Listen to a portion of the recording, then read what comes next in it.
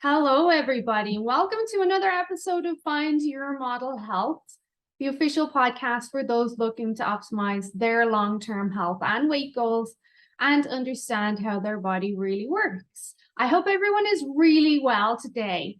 And I am excited to introduce you to this episode's guest, Winnie Wang. Winnie is a traditional Chinese meridian-based energy healer.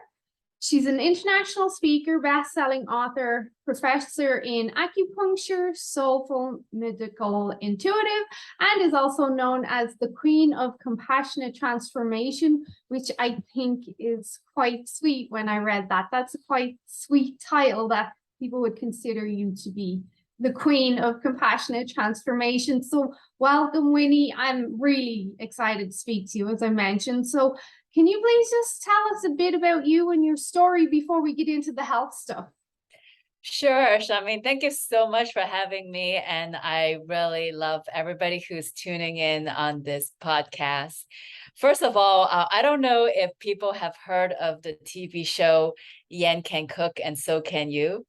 But the idea is I'm a queen of compassionate transformation.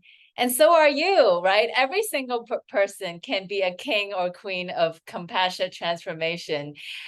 I have spent many years as, I guess, the damsel in distress, the powerless princess who's stuck in the tower and just stuck in her own trauma and these stories that just aren't true. But because I kept repeating them, in my monkey mind, that I got trapped thinking that I am stuck. Right. So if I can do it, you can do it. So, this title, Queen of Compassion Transformation, is more one of empowerment, where if you listen to this podcast episode and if you follow me on social media, I hope you too will become the king and queen of your journey in transformation. And it's so true. So many of us feel trapped and like the victim and like Rapunzel.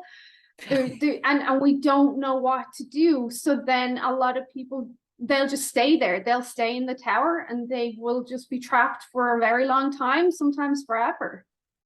Yeah. And, I think all of us know the body keeps the score. So some of us have jaw pain, neck pain, shoulder pain, lower back pain, chest pain, hip pain, ankle pain, knee pain. It's just like pain, pain, pain everywhere. And, a lot of my clients, they have chronic UTIs, like they might have fibroid cysts, breast cancer, infertility.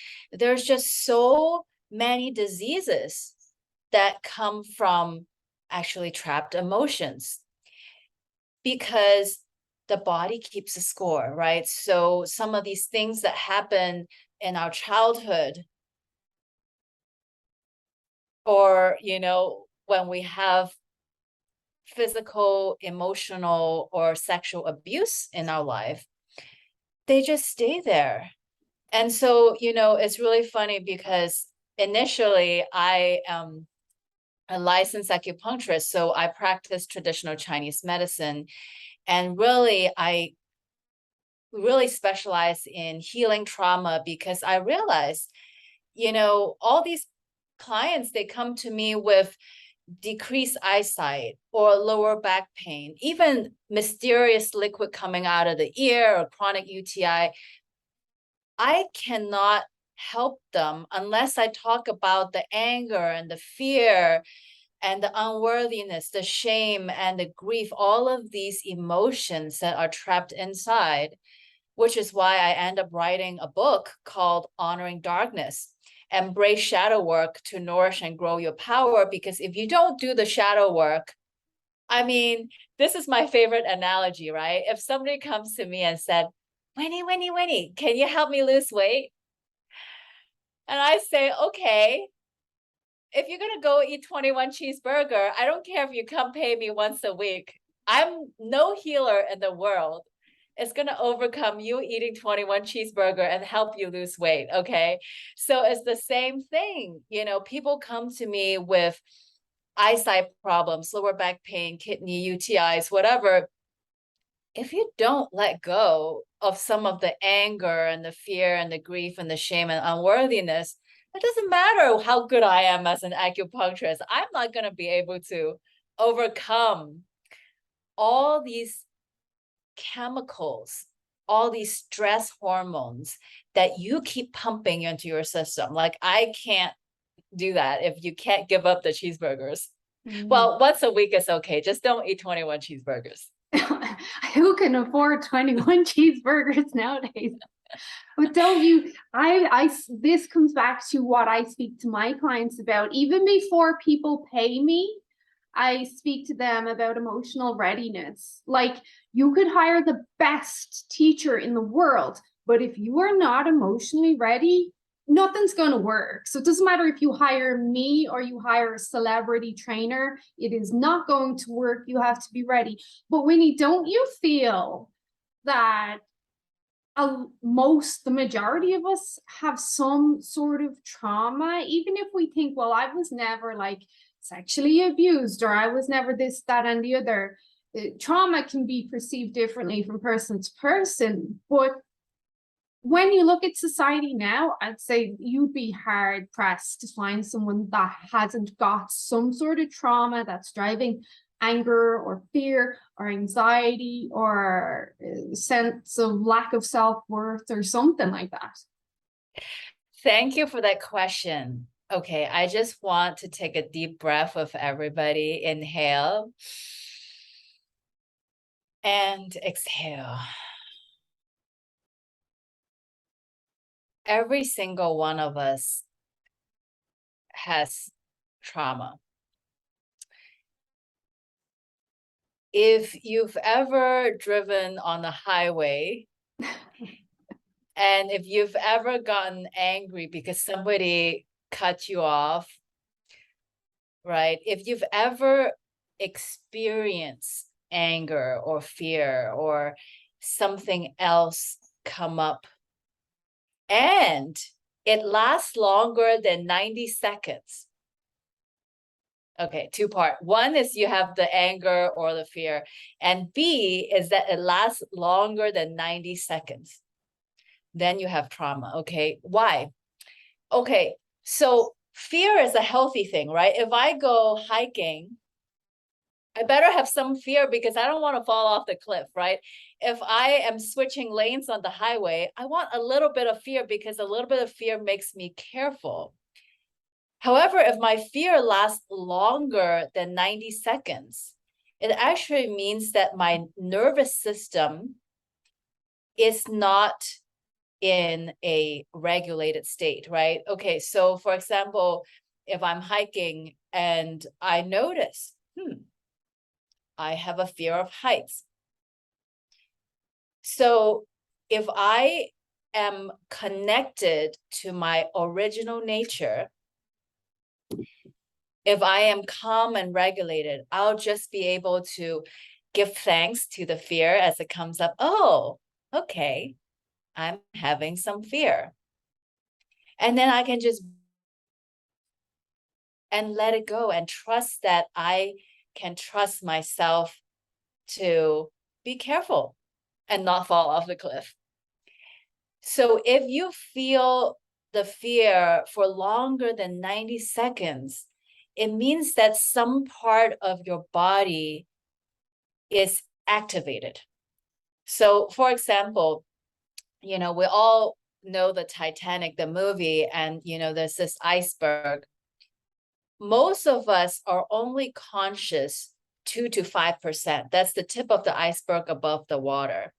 And most of us is unconscious about 95 to 98%, right? And when is the subconscious formed? It's formed between age 0 and 7. So in other words, most of us are running around on autopilot, right? So we automatically get triggered. Why? Why do we have to get angry when there's traffic? Why? Right? Why do we have to get stressed about meeting deadlines? Why? In some sense, it's all empty. when we were born babies, I promise you, babies weren't really born with a lot of anger. Babies just open their eyes and mostly they want to flirt with everybody. Actually, science has shown that we don't know the difference between men and women until 2 years old, and we don't really know ethnicity like Black, white, Asian until we're 5 years old, right? So all of these distinction, oh, I expect a man to be this way, a woman to be this way, or I expect a Black person, a white person, an Asian person to be this way, is taught. It's taught by our parents. It's taught by society. And you know what? That is trauma.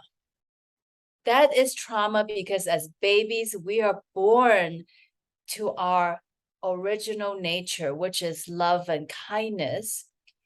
But when our parents and society separated us from loving kindness, right? They taught us how to be angry and fear and all of these things. So every single one of us have trauma.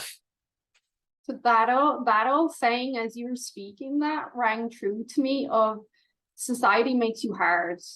It makes you hard, and life makes you hard in general. And I'm sure our parents didn't mean anything vindictive by it. They were just doing what they were taught. But we were born just full of love, like no judgment, just as innocent and as pure as possible.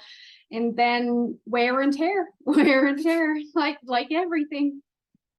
So from research I've done on you and what you've said there, I came across something interesting, and that was regards to trauma and how it affects the kidneys. And you do a lot of talk on the kidneys. Can you elaborate a bit on that?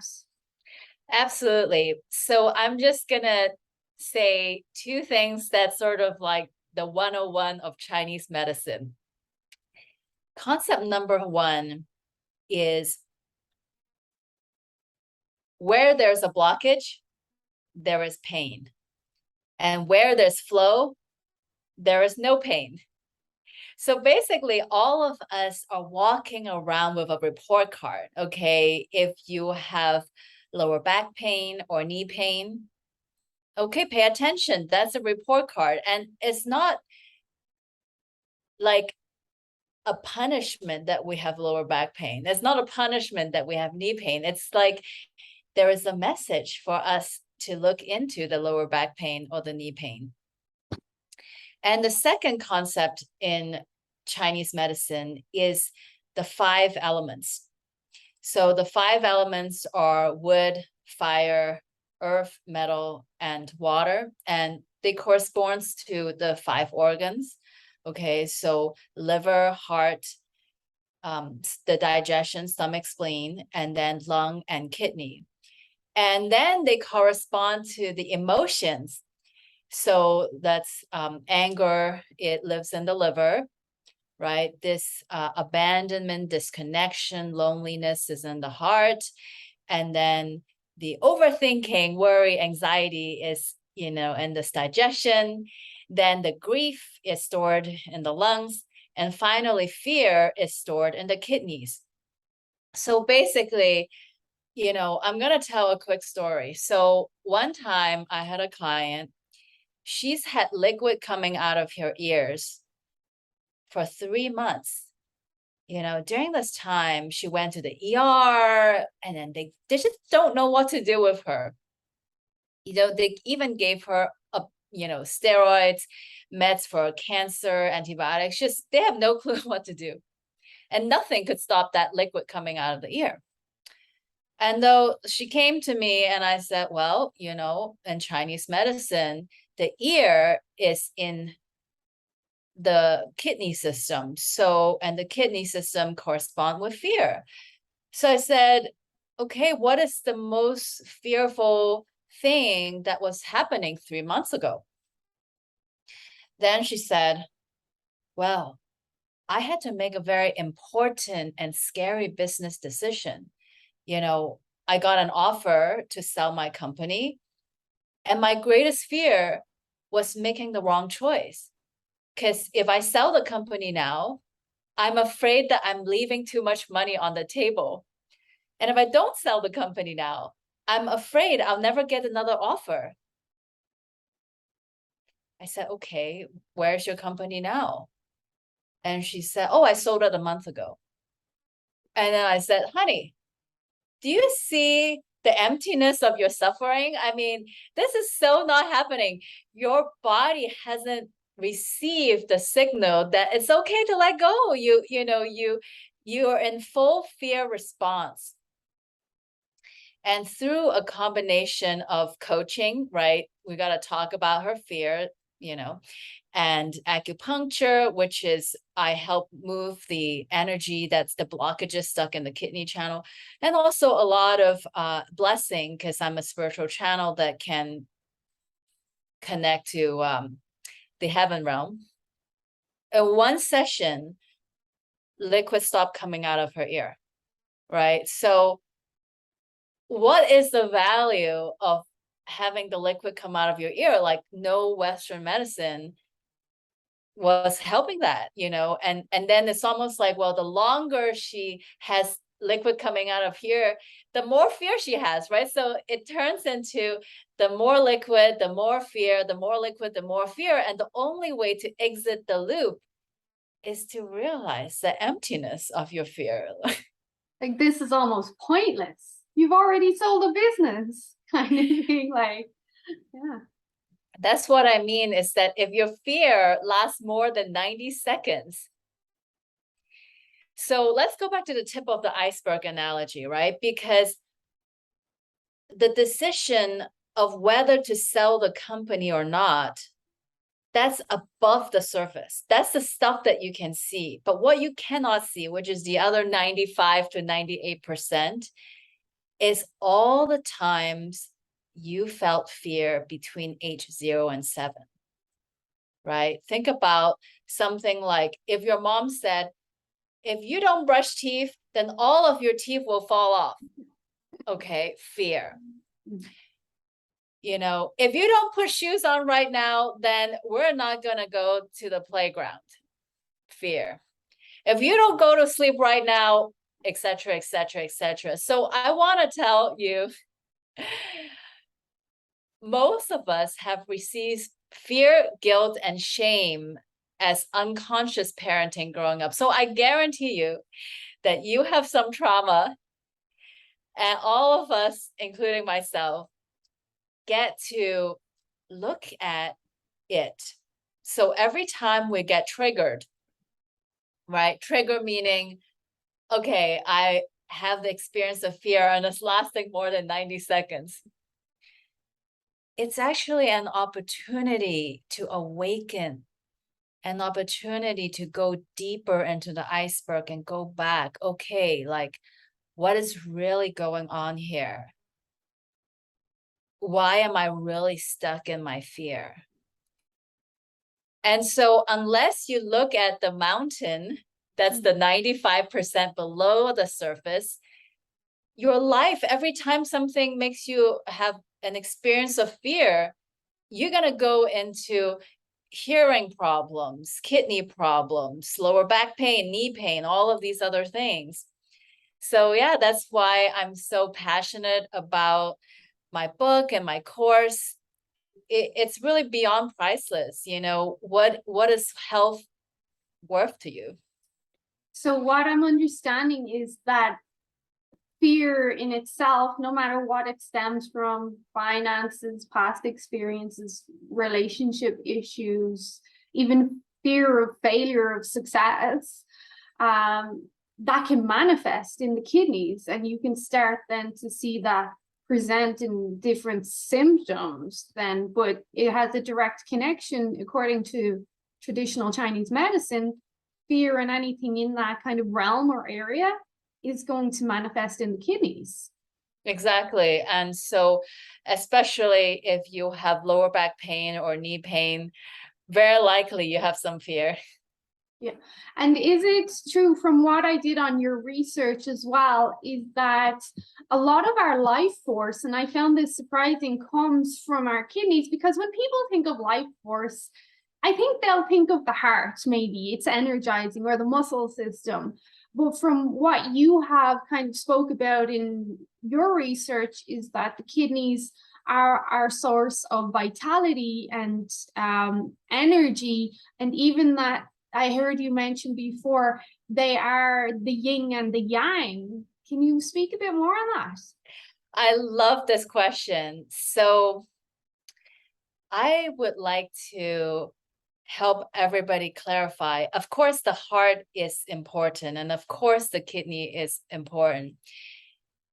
Everything is important. You are important. I am important. Every person listening to this podcast is important. And actually, what does the Bible say? The Bible say we're all one body, right? We all work together. So the heart is the fire, the love, right? So the heart warms, right? So when I say, I love you, that comes from my heart, the warmth of my heart. Meanwhile, the kidney is the water element. Okay. So what does the water do? The water nourishes, right? Without water, none of the plants will grow. But also, without light, the plant also will not grow. We need the light and the water.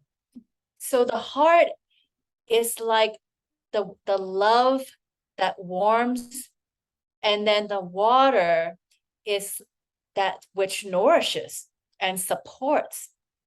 So one of the meditations I love doing with my clients is asking them to put one hand on the heart and then putting one hand in the lower abdomen, or you can put it, in the kidneys area, which is behind your back. And just pretend that the heart and the kidney are two best friends. And they love sending text messages to each other. So the heart says, I love you. And so just visualize this I love you text message is going from your heart into your kidneys. And then the kidney, having received that, sends a message to the heart. I support you. I got you. I got you. And now imagine that the heart is constantly sending I love you to the kidney, and the kidneys are constantly sending I support you back into the heart. So we now have a circulation going. And so that is how we have harmony between the fire and the water, so the heart is the love and the kidney is the support, right? That's why I said if you have lower back pain or you have knee pain, it's probably related to fear, because that's down there, right? So what is the opposite of fear? The opposite of fear is trust. It's foundation, it's strength, discipline, right? So that's why it's like there are all these exercises that you can do to strengthen and boost your foundation, your kidney. So instead of thinking, oh, I have fear in my kidneys, what if we delete those conversations of fear and just put in trust, strength, support, foundation, right? Just keep repeating those words and feeding them into our kidneys. That's kind of why those words like I got this or you got this can be so powerful, because it instills trust in yourself. But there's a big confidence aspect. But why you said in another interview, I have a client right now who is struggling a lot with sleep issues. Her sleep was doing great, but then she had some events, a very busy summer. She's a multiple business owner. So she's like your powerhouse entrepreneur. Like, she is more busy than I am. I don't know how she does it. but her sleep has just gone so bad lately. And as much as I started saying to her, you need to slow down. Like, is there anywhere you can take a step back? Like, your businesses are doing great, but you're pushing yourself too hard. But then in one of your interviews, you mentioned kidney imbalances and insomnia and fear. And then I started having a conversation with her going, you know what, I think you might have some underlying fear. And I think it's more around your businesses and being a failure there, which is impossible because your businesses are already successful. So even if you did fail, you're not failing, it would be by choice. But can you just speak a bit on that? Like, you see insomnia, fear, kidneys? Yeah, so I want to take a step back and say that there are probably 10 possible causes, or underlying causes to insomnia in the traditional Chinese medicine system. So sometimes we have excess. So for example, somebody who has a lot of anger, they have trouble falling asleep. We could also have a deficiency condition. For example, somebody doesn't have enough qi to fall asleep. Yes, some people can have not enough. It's kind of like constipation. Somebody who's always angry and holding on to all of the grudges can have really hard time pushing out, their elimination system. But somebody who's really weak and tired all the time can also have difficulty eliminating. So understanding, if you really want to get to the bottom of your constipation or insomnia or UTIs, do go to Yelp and find a licensed acupuncturist. They will look at your tongue and take your pulse and be able to properly diagnose what is the underlying condition. That being said, if this were my client, I would ask them one question.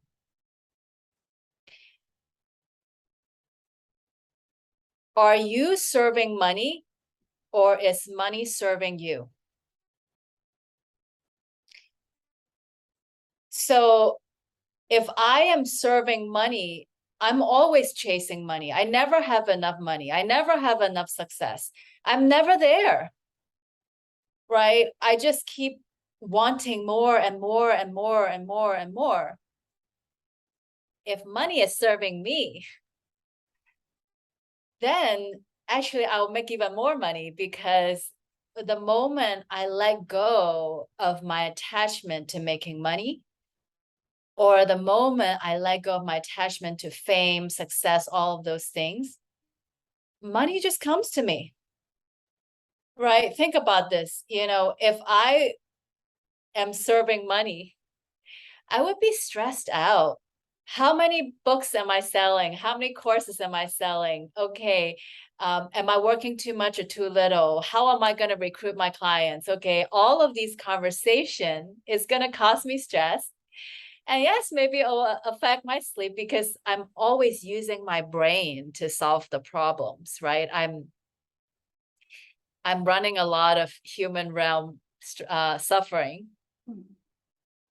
But if I just let go of all my attachments to money and all my attachment to fame, I don't care how many followers I have. I'm just showing up, having a good time, and you know what? Vibes don't lie, right? So somebody could be looking at your webpage. They already know in their heart if you're the right person or not. I don't have to sell really hard if you should read my book or follow me or whatever. You know if I'm real or not. You just listen and you know if this person has experience or the wisdom, the expertise, right? So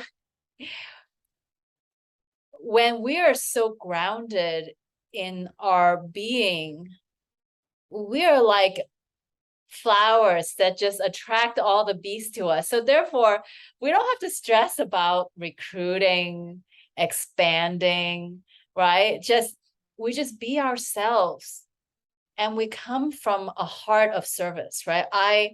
I'm knowing that I'm so passionate about the service I want to offer, just come from, I want to serve, serve, serve. You know, dear universe, please help connect all the people who will benefit from my service to me. You know, I'm calling on all the souls of all the clients who will benefit from my service, you know, who will listen to your podcast, right? Who will give you a 5-star review, who will work with you as a private client, you know, just do soul marketing. And then just trust that people are going to come in because, you know, souls don't lie, you know, the vibes don't lie. They know if you're the real deal. So you don't have to stress about it. A couple of things that you said there. When people speak, I'm big into connecting the dots, especially in my own brain. What you said about if someone reads your website, I think if you speak from the heart, so I did my own bio, like from what my heart says, people can see that. Whereas if I hired someone to write my bio for me, it's too generic, it's too robotic. People will not connect with it. And then the other thing that you said was the whole trust. What is the opposite of fear? It's trust. It's when you stop chasing the money and you trust and you have faith. And I say to my clients a lot, trust the process, it will work.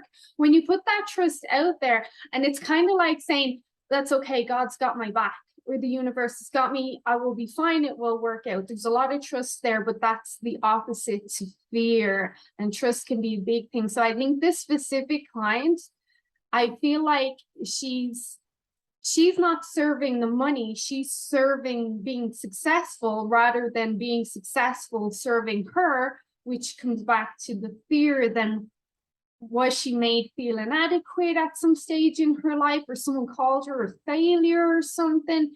But there's that big trust aspect, and trust is such a fine commodity nowadays, don't you think? Like, it confidence is not very well instilled in people anymore. Not a lot of people have confidence, so no wonder we're afraid of everything.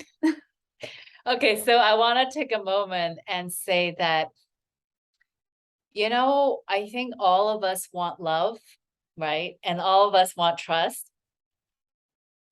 But even though we want love and we want trust, we also get to let go of the attachment of having love, the attachment of having trust, because we're not going to find trust by seeking it, right?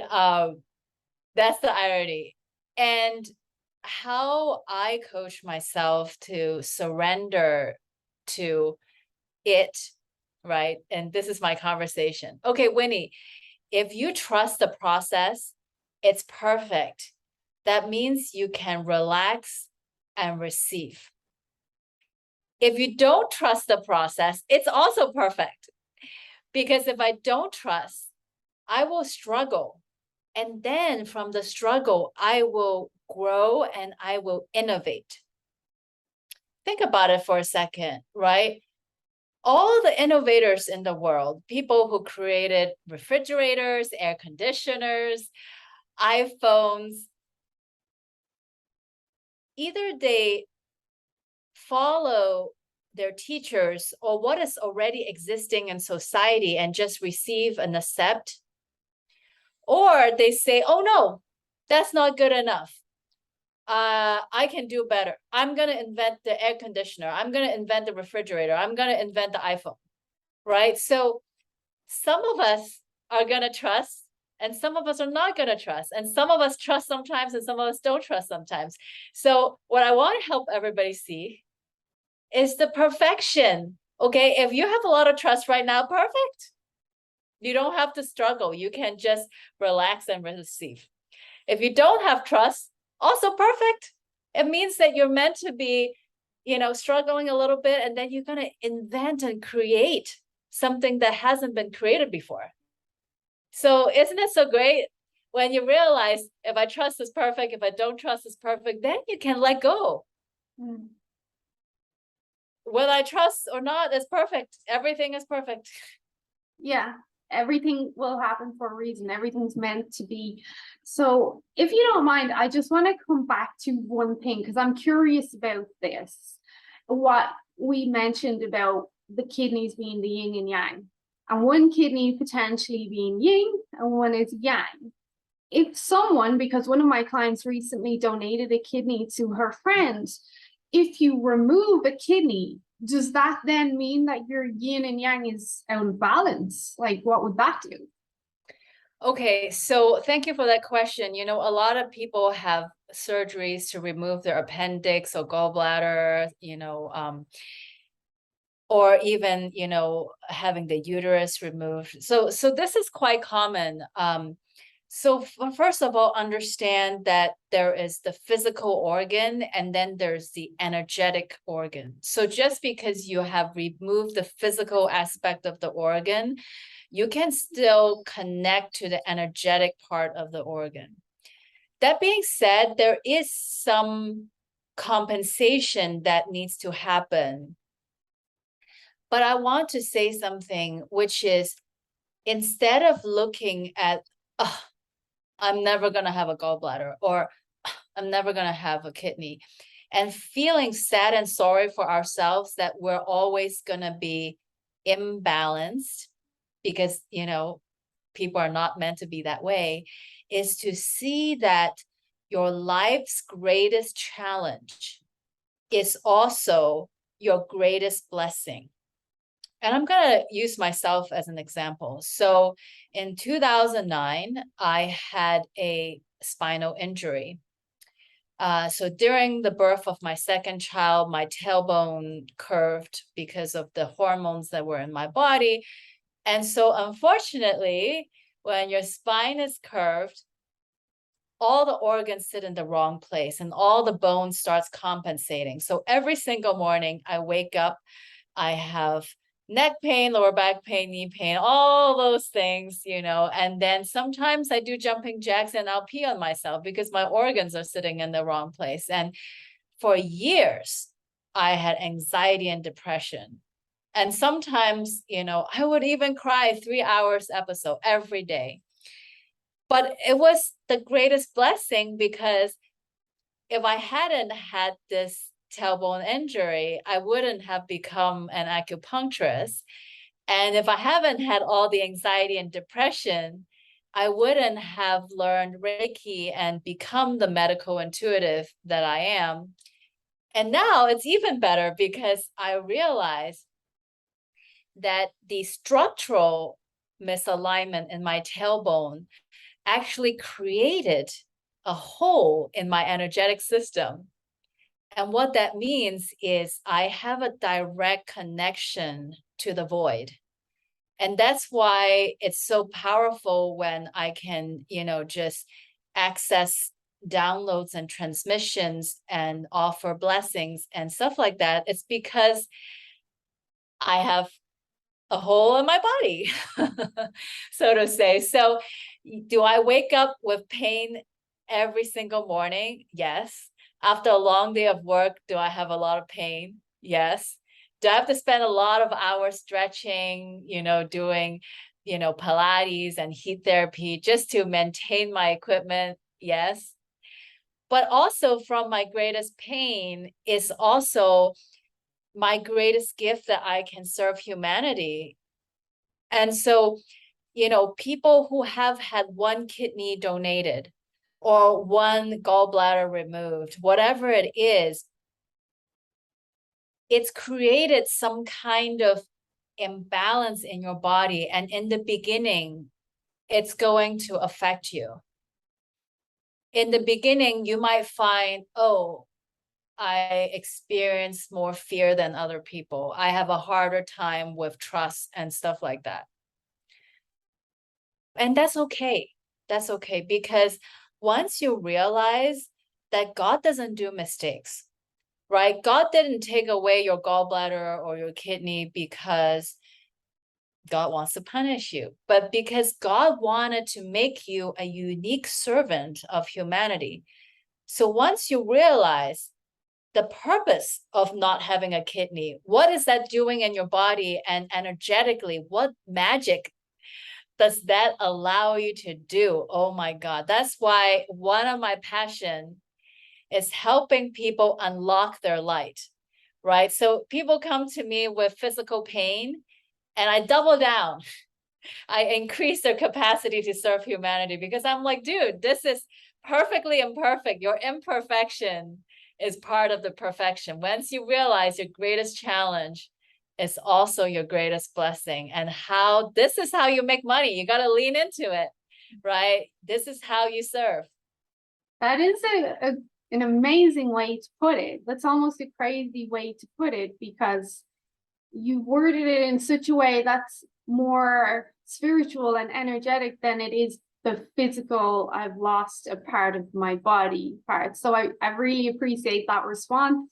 It really kind of drove home some ideas to me about growing from our struggles, really.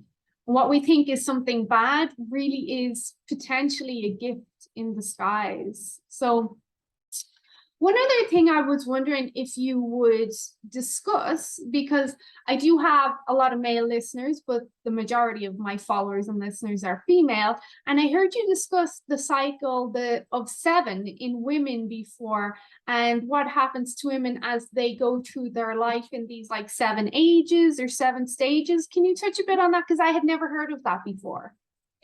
Okay, so since you have both female and male listeners, the multiplier for women is 7, and the multiplier for men is 8. So just do your own math if you're a man. So what does that mean is that, from 0 to 7, we are in one bracket.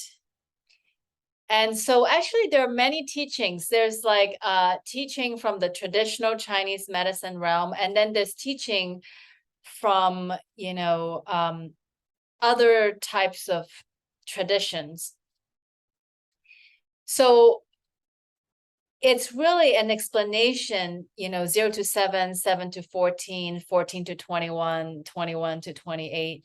So for example, when you hit 14, these things change in your body, and therefore you might get your period. And then 28 is like your body's best time to make babies. 35 is when your body starts to decline. And by 49, you might hit menopause. And, it's not fair or unfair, but the multiplier for men is 8. So men have 0 to 8, 8 to 16, 16 to 24, etc. Yeah. And we just kind of experience life changes during these 7-year time frames. Like this is kind of changes in maturity or your life cycle per se. So some of my women clients, they tell me, oh my God, Winnie, I hit 42 and all of a sudden I just have more fat in my body. It's like I eat the same thing and I do the same workout, and it just seems to stick to my body. Yeah. And I tell them that's perfect. One of my Western medicine doctors, so part of receiving this traditional Chinese medicine degree, we also learn Western medicine. He said to me, Winnie, when we hit menopause, we want to have 10 to 15% extra body weight. Because, okay, so for example, if you have 10 to 15% extra money in your bank account, then COVID hit and suddenly the world shut down, you can still pay rent. You can still buy food. So I don't know why as a society, we think that having a little extra weight is bad. Okay, when we hit menopause, if we have an extra 10, 15 pounds going in, then what the magazine says we should have, okay? And then cancer hits. Okay, when cancer hits, you can't eat. You throw up all the time. What's the difference between two people getting cancer? Okay, one person has a little extra bank account, a little extra fat in their body, and they are more likely to be strong with, the chemotherapy versus a person who already has no fat in the body, no reserve. Okay, so why are we so obsessed with being stick thin? It's like our obsession with being stick thin is like, okay, let's have zero savings in our bank account. No, we want a little bit something in our bank account so that, you never know. I think most of us take it for granted that we can always eat, we can always digest. One time I had jaw pain, so painful, I couldn't eat except a liquid diet. I think like I lost 10, 15 pounds just like that. It was so fast. I couldn't eat anything. I was hungry all the time. I mean, because how many calories can I really eat just on a liquid diet, right? And having had that experience totally changed my relationship with eating because, oh my goodness, my jaw is working. Oh my God, I can actually eat pizza. Something I totally took for granted. And it's not until I lost that ability to chew that I realized what a gift it is that I can eat pizza. And so never again am I looking at the pizza and seeing how many calories is this piece of pizza. I'm just so grateful. My jaw is working. That really gratitude and appreciation of what a lot of people say happens when they fast, say then when they can eat again, that appreciation. I often say, especially on days where I don't want to work out, I'm so lucky that I can work out when other people can't. And that will usually encourage me to work out. And when it hurts, when the pain is there, I'm like, I'm so blessed to have this pain. This pain is mine. So as much as we hate the burn and the lactic acid buildup, it's mine. I own it. I'm grateful for it because there's so many people that can't even walk. They can't do anything. So you have a new book out called Honoring Darkness, which works a lot more on the whole shadow work aspect of health. Can you discuss that, like starting from the beginning? Because not a lot of people know what shadow work is at all. Yeah, so another a client of mine, she find me on Yelp and said, okay, can acupuncture help restore my eyesight? And I said, I can't promise you on anything, but come on in. So in traditional Chinese medicine, anger is stored in the liver and liver opens in the eyes. And through coaching and doing shadow work on her anger and helping her find forgiveness, in one session, 100% recovery on her eyesight. Now, of course, I don't get to claim credit because I always say, I can't make you forgive someone. I can't force forgiveness on you. Only you can choose to forgive. So therefore, I don't get the credit. And also, if your eyes don't heal, it's also not my fault because you're not forgiving. You say you forgive, but you haven't truly forgiven. So I thought that, okay, how many people can I heal one at a time in the office when I can write a book to systematically look at your grief, your anger, your suppression, your fear, unworthiness, conflict, scarcity mindset, entitlement, manipulation, and shame. And so I'm also a nerdy professor with 4 science degrees. So I wanted to give people a Bible, a textbook, complete with exercises at the end of every chapter, where you just buy the book, you do the exercises, and then, you have a really good idea of what your shadows are.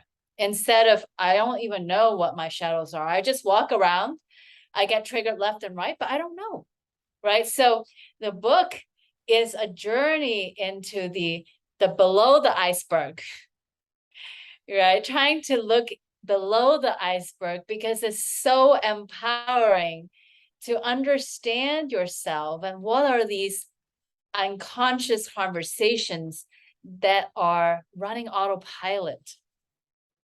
So from what I'm understanding is shadow work is you basically facing your shadow, facing that darkness, looking into what's causing you turmoil inside, and really delving deep. And people don't like to do that. I don't like to do that. It's challenging, it's uncomfortable, but that's what shadow work is. It's facing these uncomfortable aspects of darkness within you, like your shadow. And I do want to give a little bit of kind of like a health warning, but the best way to do shadow work, two ways. One is private one-on-one with somebody who is trained in shadow work. It could be a trauma-informed talk therapist. And two is in a community. And actually, my personal opinion is better, much more effective in a community, because our ego doesn't want to go there. Our ego doesn't want to admit what a monster we are, with our anger and our fear. So instead of always looking into myself and be like, what's wrong with me? When we come together as a community, then I can learn from your breakthrough, right? If I listen to your shadow with anger, if I listen to your story with fear, then it makes it really safe for me to look at my own anger and fear, knowing, hey, I'm not alone. Every single person has this thing. Everybody share the same shame and, same drama queen. And we're all just the same. Like it's actually a very loving and nurturing experience, which is why I created a course as a companion guide with the book, because together, held in community, we can support each other.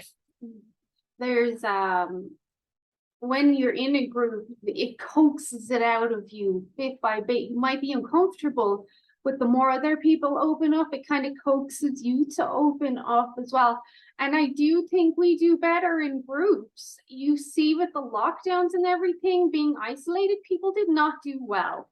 We need groups. I have my one-to-one stuff, and I also have a group. And there's certain one-to-one clients where I'll say, I actually, as reluctant as they are, I'll say, trust me, I actually think the group scenario is going to be way more beneficial to you. You think, oh, I'll do better by myself, but I can see you actually need the group, and I see how they talk to each other. And sometimes I won't comment. I'll just watch what they're saying, and they support each other, and they're agreeing with each other. And oh my God, yeah, that happens to me, and this is what I do. And I never could put words on it. I would always say, you know what, our group is not like your typical sales group. It's different. We're like a little community. But you just said it there. We're loving and we're nurturing. And there's no drama. There's never any negativity, because we all are slightly insecure because we know, who am I to judge? But at the same time, you've got that loving, nurturing, coaxing aspect. There's so much to be said. Like one-to-one is great in certain circumstances, but having a group is beneficial for most people. Being alone is not good. I don't think so. Also, being in a group is much more economical. Well, there is that aspect. I always say my group is just an extension of my schedule. So I try to keep it capped at a certain number, just to like you help more people, but in a more practical kind of way. But it's amazing when you take a step back and reflect on what the last 3 or so years did to us. It's obvious being isolated did not do us well at all. And it pushed people into dark places, which Yes. is where your book is very fitting, and just kind of like opening up. And at one stage I heard you say, like, you go through the darkness so that it brings you back to the light so you can shine stronger. Did I phrase that right? Exactly. As a society, we don't want to look at animal feces or rotting tomatoes or banana peels. We think that's all stinky. But it is when we decompose the waste that it turns into rich fertilizer with which we grow, right? So if we never decompose, the nutrients doesn't go back to the soil, and how do we grow? You know, Thich Nhat Hanh wrote a book called No Mud, No Lotus. So this whole concept is we are all lotuses. We all came to be different. Maybe you're meant to be a rose or a peony, right? But we're all meant to be a beautiful flower, but we need that rich soil to grow. And really, shadow work is decomposing the shadow into nutrients for us to grow into more beautiful flowers. Yeah, the decomposition is the beginning of something new, pretty much. So your book really, and I'm going to get your book, and I was just checking if it was on Amazon Canada, because you know what? I'm a certified iridologist. I find the eyes fascinating. And when I monitor my own, I'm like, oh my God, I'm like good at a lot of stuff in regards to health. I know how to detoxify my body. I keep my circulation on point, but I always see a bit of toxicity around my liver. Like, what is this? Like, I literally would have one alcohol drink a week, and I eat pretty good and I do like everything right. But when you said there that anger is associated with the liver, I have anger issues, and not that I need anger management. I mean, I have anger that I have pushed down and I've not addressed, and sometimes I can feel it festering inside me. I was saying to a client, it feels like a small flame, always lingering, but at any stage it could just blow up, and I can feel it some days more than other. But when you said that, I was like, well, that makes sense why my liver would be having issues, because I'm big enough woman to admit I do have anger issues. Like I do, from past experiences and trauma and relationships and all. So I'm really going to look into the book, because the last thing I want is liver issues as well. So I did check. A lot of my followers and clients are based in Canada, but I do have a lot right down the States to Mexico, over to Ireland and England. So a lot, but it is available on Amazon in Canada from anyone who's looking for it, and then Amazon in the States. And again, that's called Honoring Darkness. And I'm assuming it's in the likes of chapters in Indigo. And well, I don't think you guys have Indigo. We have Indigo here. And can you? I just want to offer you a healing blessing right now. Is that okay, to heal the liver?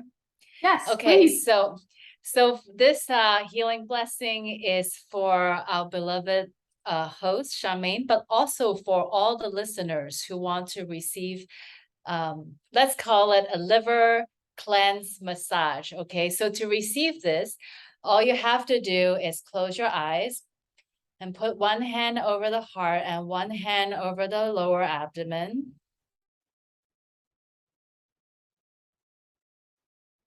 And silently say your name to heaven 3 times.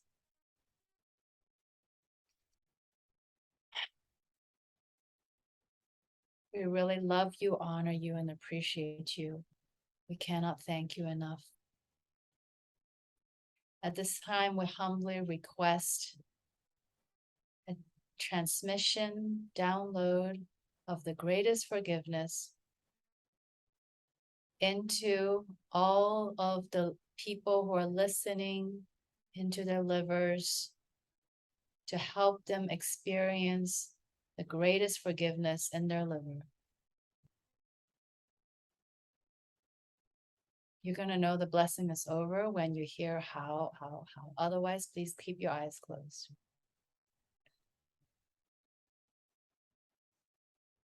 Blessing begins. 大宽恕，大宽恕，大宽恕，大宽恕，大宽恕，大宽恕，大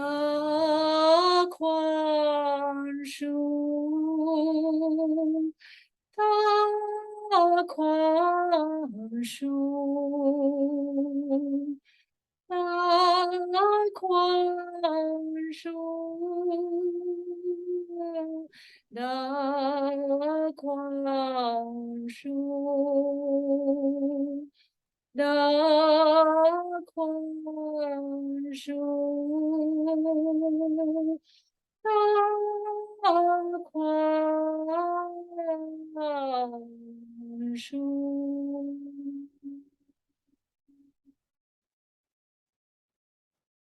Silent blessing. Allowing this light to come into your liver.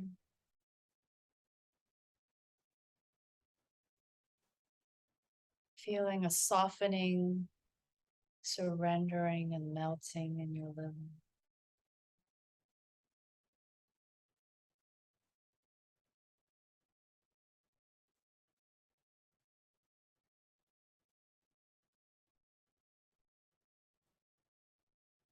How? Thank you. Love you. Gongsun. Thank you for that. You're welcome.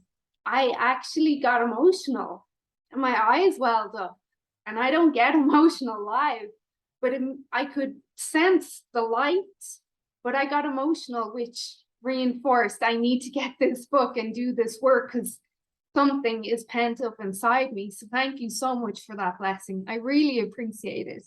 Before I let you go, and I cannot say thank you enough, and I hope to have you back on soon once I've read the book, and maybe we can discuss what I experience. Where can my followers and listeners find out more about you and the information you're putting out and everything like that? Sure. So my website is mindfulhealingheart.com.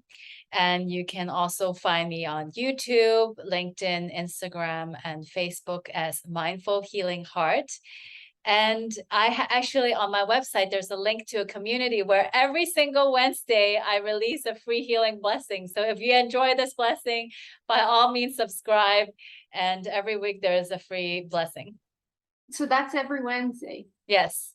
Thank you. I'm going to sign up for that. I can't thank you enough, Winnie. Like, I got emotional there. My eyes watered. So thank you so much for that. It's been a pleasure. I know my followers and clients will love this. I mean, I delve into the nutrition aspect and the supplements, but I'm always reminding them there's so much more to it.